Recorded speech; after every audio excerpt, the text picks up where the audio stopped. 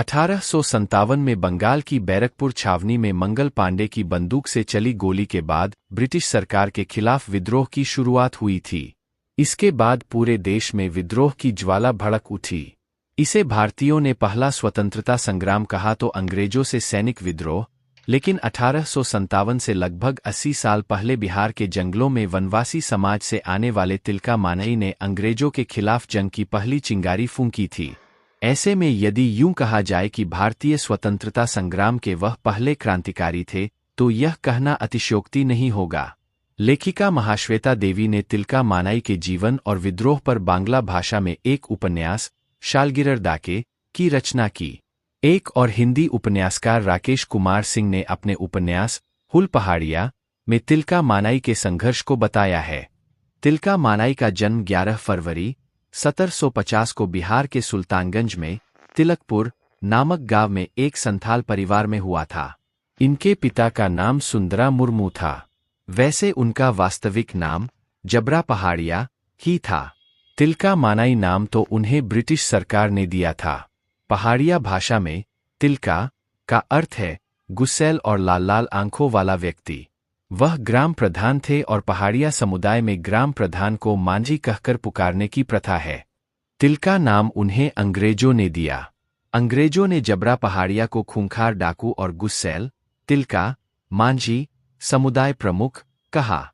ब्रिटिशकालीन दस्तावेजों में भी जबरा पहाड़िया का नाम मौजूद है, पर तिलका का कहीं उल्लेख नहीं है। तिलका ने हमेशा से ही अपने जंगलों को लुटते और अपने लोगों पर अत्याचार होते हुए देखा था। धीरे धीरे इसके विरुद्ध तिलका आवाज उठाने लगे। उन्होंने अन्याय और गुलामी के खिलाफ जंग छेड़ी। तिलका मांझी राष्ट्रीय भावना जगाने के लिए भागलपुर में स्थानीय लोगों को सभाओं में संबोधित करते थे। जाति और धर्म से ऊपर उठकर लोगों को देश के लिए एकजुट होने के लिए प्रेरित करते थे। साल 1770 में जब भीषण अकाल पड़ा तो तिलका ने अंग्रेजी शासन का खजाना लूटकर आम गरीब लोगों में बांट दिया। उनके ऐसे नेक कार्यों के चलते और भी वनवासी उनसे जुड़ गए। इसी के साथ शुरू हुआ उनका संथाल हुल यानी कि वनवासियों का विद्रोह। उन्होंने अंग्रेजों और उनके चापलूस सामंतों पर लगातार हमले किए और हर बार तिलका मांझी की जीत हुई।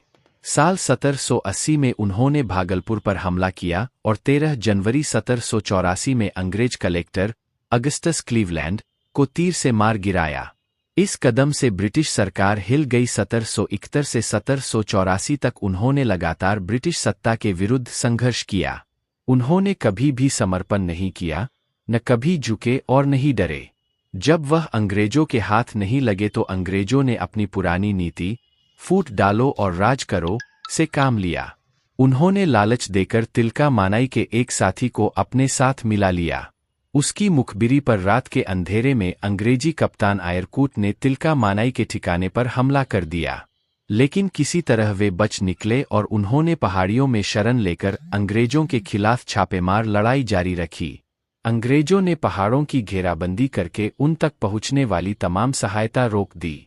अन्न और पानी के अभाव में उन्हें पहाड़ों से निकलकर लड़ना पड़ा और एक दिन तिलका मांझी पकड़े गए। 13 जनवरी 1785 को उन्हें एक बरगद के पेड़ से लटकाकर फांसी दे दी गई।